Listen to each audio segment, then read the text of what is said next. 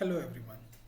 Today we are starting with the introduction of an API 570 Authorized Piping Inspector examination. Before we start the examination process, before we start with anything, we first need to understand that what is the API 570 examination and what is the scope of examination, how that examination is going to be, and accordingly we can prepare for ourselves for the examination. So this document is provided by API. You can find it on the API ICP website. This document is officially known as body of knowledge. This tells us that what would be the scope of examination, what is going to be the syllabus of the examination, and what are the things that we need to consider, we need to omit while studying for the examination. Okay. So, API Authorized Inspector must have a broad knowledge base relating to maintenance, inspection, alteration and repair of in-service metallic piping systems. As we already know that API 570 is going to be an in-service piping examination. It is not intended for a new piping system. Okay. The API Authorized Inspector certification exam is designed to determine if the application have such knowledge. The questions can be taken anywhere from this document, which is termed as body of knowledge, unless it is specifically excluded from the body of knowledge. So what is an inspector expected to know while he is an authorized inspector for any kind of a piping system? So these are the things that an inspector is required to know if he wants to pass the examination. So reference publications, the scope of examination, all of these codes or some part of these codes are going to be the scope of the examination. The first and the most important code that we have for in-service piping system authorized inspector is going to be API 570, which is in-service inspection, rating, repair and alteration of the piping system. Then another code that we are going to use to determine what kind of damage mechanism the piping is subjected to is API 571, that is damage mechanism affecting the fixed equipment in the refinery industry. The third, which is a supplementary document for API 570, is API 574. API 574 is inspection practices, or somewhat they give you the recommendation that how the details that are listed down in 570, how they are actually performed in an industrial premises. It just gives us a recommendation that how inspection is carried out, how should be the frequency of inspection determined and so on. So 574 is inspection practices for piping system and components. API 576 is the inspection of pressure relieving devices. So valves, how to inspect those valves if they are installed in a piping system. So we'll look at API 576 for pressure relieving devices. API 577 is welding process inspection and metallurgy. So whenever you are going to perform welding operation in your in-service or shutdown condition, then what should be the guidelines that should be followed while doing the welding operation is listed down in API 577. And API 578 is the material verification program for new and existing assets. That means whenever we want to add a new piping system, whenever we want to do some repair in that piping operation, then we might require to buy some new raw materials and then we would be using it. So how these raw materials are inspected, what are some mechanical tests that needs to be done, what are some chemical tests that needs to be done, how to identify composition, all of these things are laid down in API 578. Out of this, the 570 and 574 are specifically documents which are the scope for API 570 inspector. All the other rest of the documents that we have seen, that is 571, 576, 577 and 578, are the common documents that an authorized inspector might need if he is going for pressure vessel inspection or if he is going for above ground storage tank inspection. Okay, so 570 and 574 are specifically related to piping systems, but the other documents are general, so you can use it for pressure vessel, tanks or some other devices also. Next is ASME publications. In ASME publication, there are 4 or 5 ASME publications that are most important to us. First is ASME section 5, which is specifically for non-destructive examination. That means whenever the API 570 tells you to do some kind of inspection, mostly in that case it is going to be a non-destructive examination. How that non-destructive testing is going to get performed, what should be the written procedure, how it is to be qualified, what should be the recommendations while performing that inspection is going to be mentioned in ASME section 5, which is specifically for non-destructive testing. ASME section 9.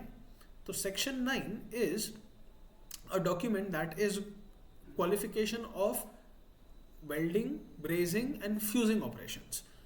So how WPS is made, how PQR is made, how welder is getting qualified, all of these things are laid down in ASME section 9. Okay, so this is going to be a supplementary code which will help you to perform welding operations on your piping systems. API B16.5 is going to be pipe flanges and flange fittings from NPS half to NPS 24 metric and in standard. So this is a standard, that means it will lay down that what kind of flanges are there, what should be the dimension of the flanges and so on. ASME B31.3, again the next important code, because whatever the design requirement or the pressure requirements of your piping system is going to be is as per ASME B31.3, which is for process piping. In most cases, the API 570 inspection that you are going to do in service, the original construction code of that pipe is going to be B31.3 for most of the cases. So ASME B31.3 is going to be the original construction code before the pipe has been installed. Once the pipe gets installed, whenever you are doing any operation in service, then ASME B31.3 will take a back seat, and API 570 is going to be the guiding code because it's for in-service inspection. But again, the pressure related requirements, how much should be the maximum allowable pressure, and all of those things are going to be listed down in ASME B31.3. ASME PCC2 is repair of pressure equipments and piping. So whenever you want to do some kind of repairs, then ASME PCC2 is going to be taken into consideration. Okay, so all of these codes and standards are going to be the body of knowledge for your API 570 examination.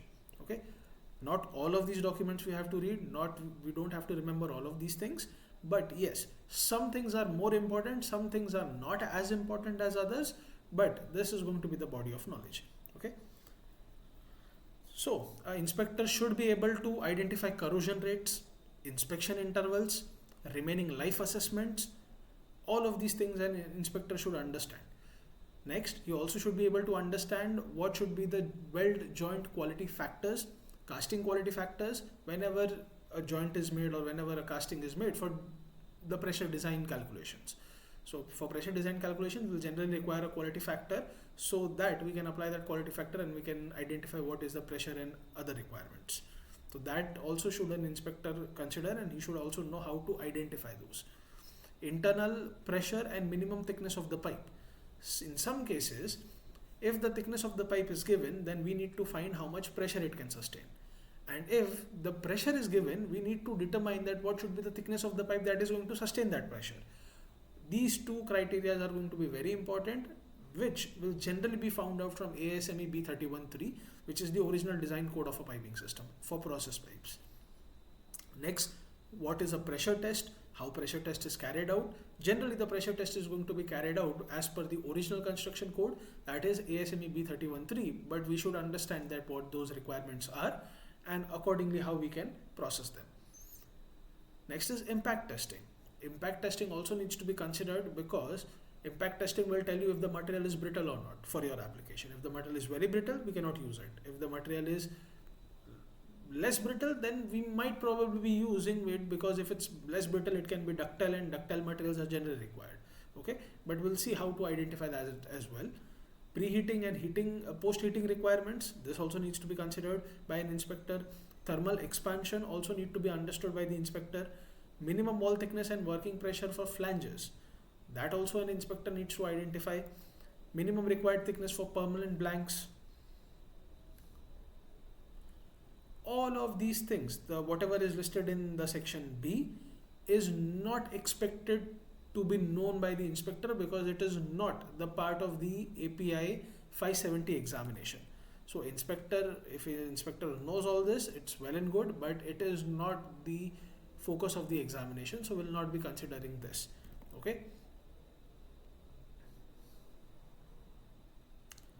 Next is welding procedure evaluation.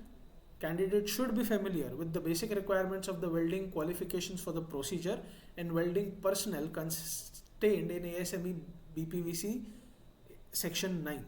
Brazing is not covered for the examination. So we just need to focus on welding side of the ASME section 9. Brazing side can be neglected because that is not going to be the scope of the examination. Okay.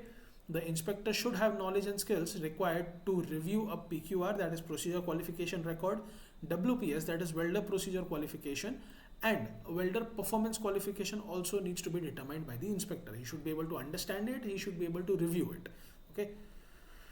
Next, welding procedure review may include SMAW, GTAW, GMAW and SAW with the following limitations.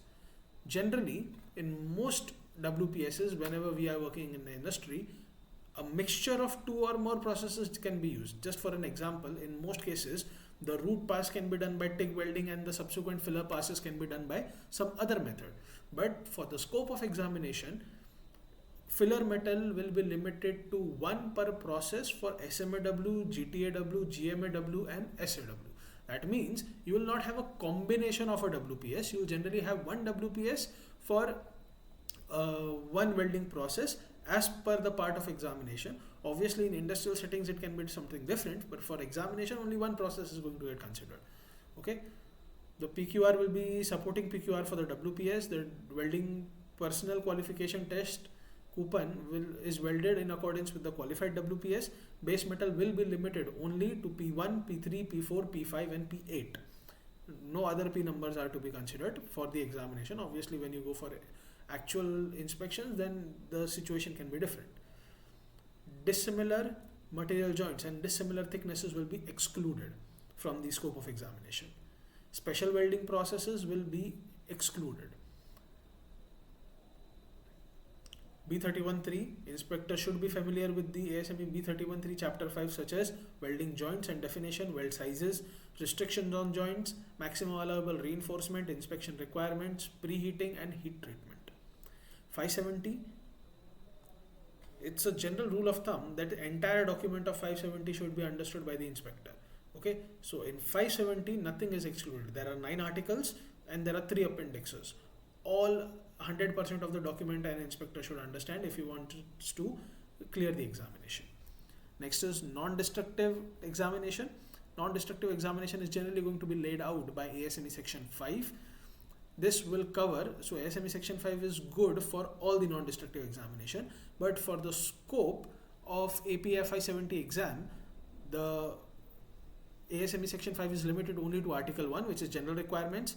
Article 2 is radiography. Article 6 is liquid penetrant examinations. Article 7 is magnetic particle examination. And Article 9, that is visual examination, leak testing, that is Article 10, and Article 23, that is ultrasonics standards, section SE 797 only, that is thickness measurement by manual UT. Other things are generally not to be considered as per the scope of the API 570 examination. Okay. ASME B31.3 and API 570 general non-destructive examination requirements. BSME B31.3, the inspector should be familiar and understand the general rules of non-destructive examination. API 570, the inspector should be familiar with and understand the general rules of non-destructive examination as per API 570. Practical knowledge, these are some practical knowledges that an inspector should have. These are general requirements. These are some specific requirements that an inspector should understand. API 570, the entire document is subjected to testing. That means for API 570 examination, the entire document of API 570 an inspector should know. Okay. API 571, which is damage mechanism affecting the fixed equipment in the refinery industry. This document is general for above ground storage tank as well as the pressure vessels, but for piping only these kinds of damage mechanism are to be considered. Okay. So whenever we are talking about damage mechanisms, we'll only focus on these because these are more likely to happen on a piping equipment. API 574, this is a supplementary document for API 570. This is just a recommendation that how inspection needs to be performed as per the requirements that are laid down in API 570. Entire document is subjected to testing. So we'll also need to read and understand the entire document of 574. 576 is inspection of pressure relieving devices. The entire document is not the scope of the examination. The documents only section 5, section 6.1, 6.3, section 8 and section 10.1 to 10.3 are going to be the scope of examination. So whenever we are looking at API 576, we'll only focus on these aspects. 577, entire document is subjected to testing. It is generally a general guideline that whenever a welding operation is done, what should be the inspection methodology for identifying that welding operation is given in API 577.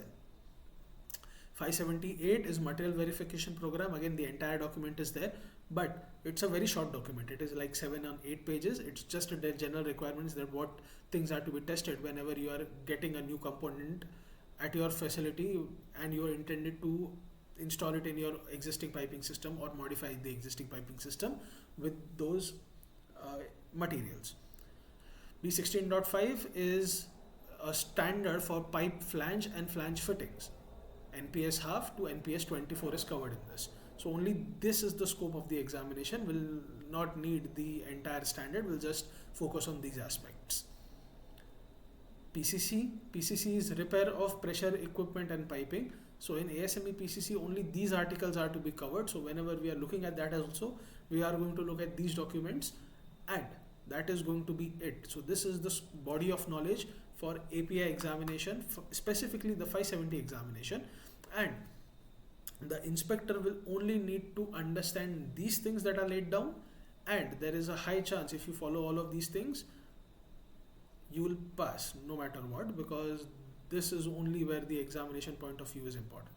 Okay, now the second thing that many of you might have a question is that what will be the format of the examination. See, the format of the examination is very simple.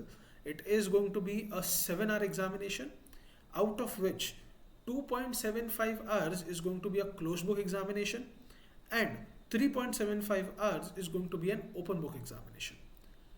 For most people that I have trained up till now and the feedback that I have received, the API examination is going to be very simple when we are talking about closed book examination, because the closed book examination are generally going to be the understanding level questions or remembering level questions whenever we are considering 570, 574. So it is in closed book examination, either you know something or either you don't know something.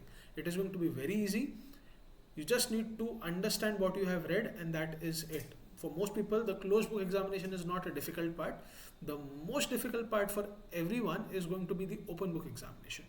Because in open book examination, you will have different codes and standards which you have to refer to find the answers. And as you have seen that there are various codes and standards that you might need to refer. The first problem with most of the people have an issue is whenever they see a question, they don't understand that which code will give you that answer. Okay, once you identify that, then what part of that code will give you that answer. Okay, so we'll need to focus more on the open book examination, because open book examination is going to be very long and it sometimes can be very tedious also. Okay, the second thing that we have to understand is that how the exam pattern is going to be. How many questions are there in closed book examination? How many questions are there in open book examination? And if we have to study everything in the body of knowledge, then the reference document are going to be 2,000 or 3,000 pages and no one can remember that. Okay, so it is one thing to have a knowledge and it is a certainly different thing to pass an examination. For passing an examination, we'll need to focus most of our energy on the things that are going to be most important and that carry a larger amount of weightage in the examination. Okay, so the weightage of the examination is something like this. Just a minute. So this is the breakdown of the questions that you are going to face in an API 570 examination. There are total 140 questions, out of which 30 are pre-examination questions. They are type like a questions where you would not get marks on base of that questions. That means there are total 140 questions, out of which 170 questions, out of which 140 are questions on which you are going to get your grades. 30 questions are not graded, they are not marked questions, they are just questions which are pre-examination questions, or these are just questions where API generally use these questions so that they can get a response and they can use it in the future examination. So you don't need to focus on the 170, you need to focus on 140 questions. Okay, out of which 60 are going to 170, out of 170 the 60 are going to be open book questions and 110 are going to be the closed book questions. Closed book is pretty easy, you don't need to beat yourself about because of the closed book examination, because closed book examination is pretty easy if you have studied all the recommended codes and standards and you remember what you have studied.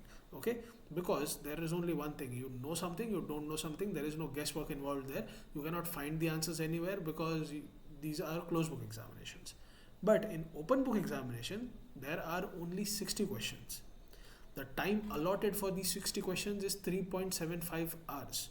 Okay, they are going to be much trickier, they are related to pressure design, they are related to uh, NDT requirements and all of these things. For these questions you will have to refer the codes. After referring the code you might find the answer and then you are going to give the answers. Okay, so out of this let's break it down a bit. So in this you can see API 570 code, which is the guiding code for your examination. In this API 570 code, generally 12 questions are going to be asked for open book examination and 62 questions are generally going to be asked for your closed book examination. That means entire API 570 examination, 44% of questions are going to be from the API 570 code itself. That means the 100% of API 570 you'll have to read and you'll have to understand. Okay, if you leave out anything then you'll eat up into this 44% and you'll generally get a less marks. Generally 70% marks is required for passing the examination. So we'll generally try that all 44% of questions from this API 570 you'll get it right. Okay, next is 574. 574 is a supplemental document for API 570, out of which 7 questions are for open book examination and 13 questions are for closed book examination, which in percentage terms is going to be 12%. Okay, so just look at this. If you do API 570 as well as API 574 thoroughly, then almost 54% of questions you are able to solve. Okay, now only 26% of marks is more needed because 70% is going to be the passing marks. So almost not 76, 16% more is needed to pass the examination, which you'll easily get. Okay, let's look at API 578. Only 7% weightage is there. Okay, 571 8% weightage, 577 7% weightage, B31 3 12% weightage. So these three, the first two, 570, 574 and ASME B31 3, you'll have to do it. Okay, if you want to pass the examination.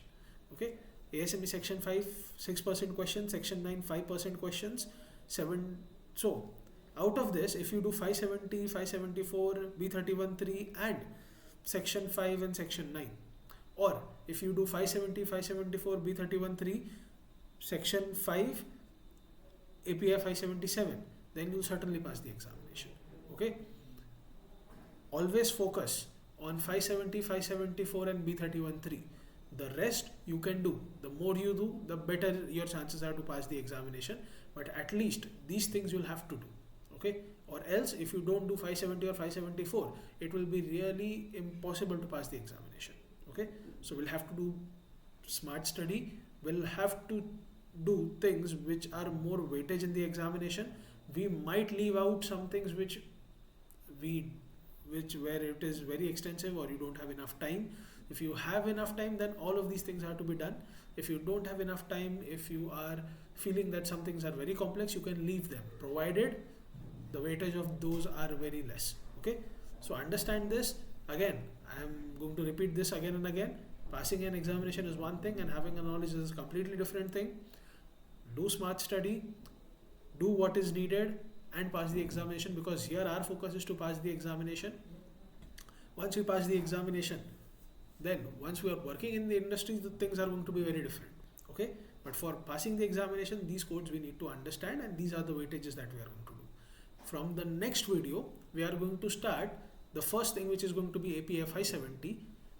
Let's just look at the second video, and we'll start with 570, then we'll go for 574 and so on. Accordingly, start studying also, because this will help you passing the examination. Do some practice yourself as well, so you'll build a better confidence to understand that whatever you are doing is actually working, and you are able to solve the questions as well. Okay, if you have any questions, you can certainly contact me if with any difficulty in the problems and anything, but do understand that this is going to be the methodology that we are going to follow. Okay.